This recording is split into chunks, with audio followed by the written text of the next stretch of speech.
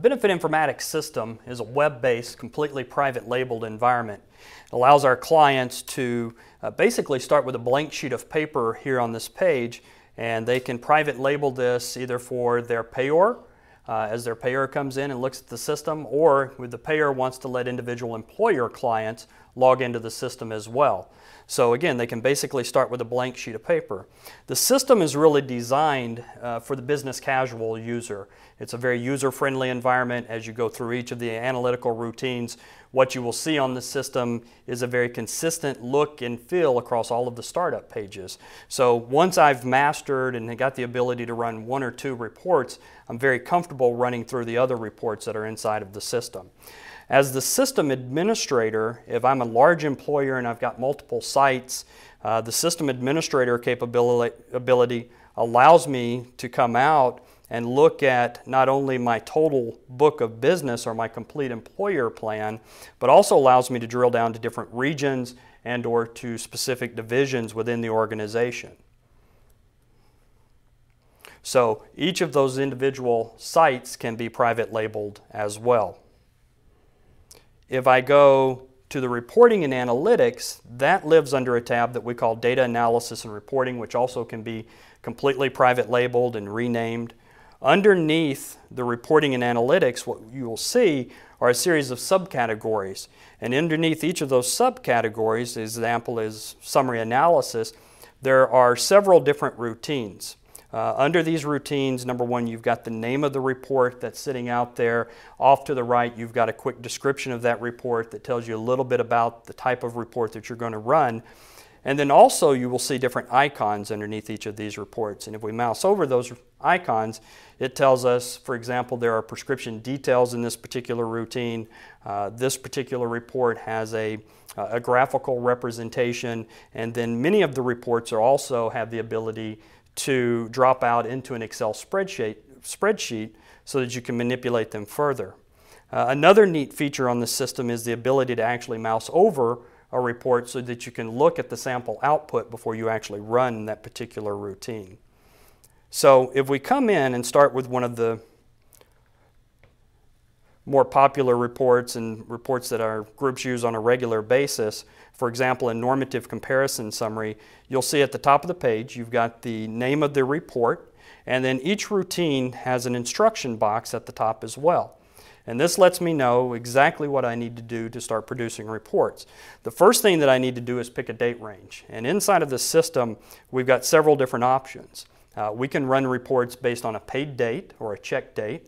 We also integrate in process or incurred claim data into the system as well. So I've got the ability to run things on incurred date, paid date, service dates, process dates, and things of that nature.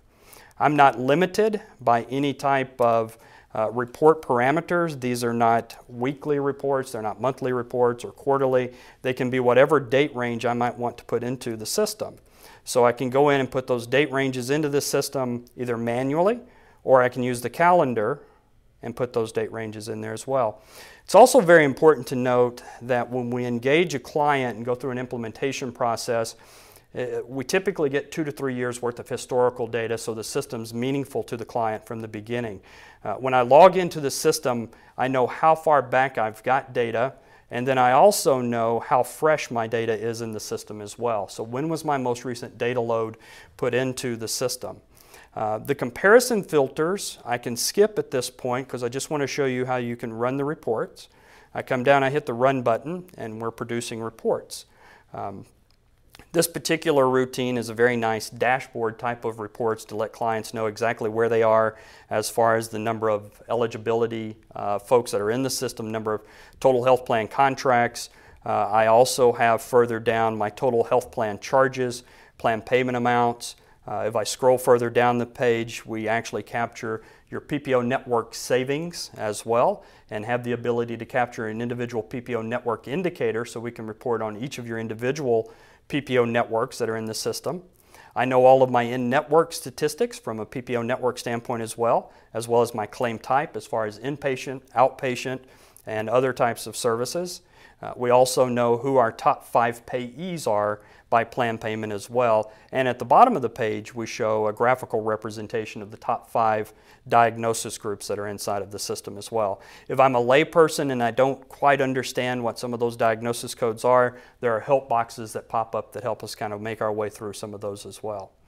The system also contains several different instances of benchmarking data. So if I'm an employer group and I want to know exactly how I compare to others, I've got the ability to look at how do I compare to others in my SIC code, how do I compare to other employers in my region of the country, how do I compare to other employers my size, and then nationally overall. So that's a quick overview of the reporting and analytics. If we want to drill down deeper into the reports, this is where the comparison filters come into play. And the comparison filters are the data fields that we capture from our clients, and we start with about 80 to 85 different data fields, and we've got clients who give us upwards of 200. We're only limited by the client's imagination and specifically the types of elements that they want to report against inside of the system. I have the ability to actually turn on and off access to PHI if we don't want certain users to see PHI when they log into the system, and or turn on and off functionality inside of the system as well. But let's say that I wanted to drill down deeper into that particular routine and I wanted to run the same report, but I want to see it for a specific diagnosis code. I've got several different capabilities here where I could go out and say, let me see all diagnosis codes that are like 250, which would give me my diabetics. We also have the ability inside of the system, again, if you're a layperson and you don't know all the diagnosis codes, but maybe you want to look at hypertension, or maybe you want to look at the cardiac related or weight related types of diagnoses, then the entire diagnosis list is loaded into the system, and I can type in and do a quick search on those individual names and diagnosis codes. So example, if we wanted to look at hypertension, and when I click the search button, it's going to narrow that list down, so everything that has the word hypertension in it. And I use the operator N so I can grab all of these. Maybe I want to look at this at a certain region of the country as well. So all of my location identifiers are loaded into the system as well. So if I'm an employer with multi-states and multi-sites, then I can go in and pull up and say, let me just take a look at this for a certain location code. Drilling down further into the system, I have the ability to run this report, let's say for all patients who are over the age of 45.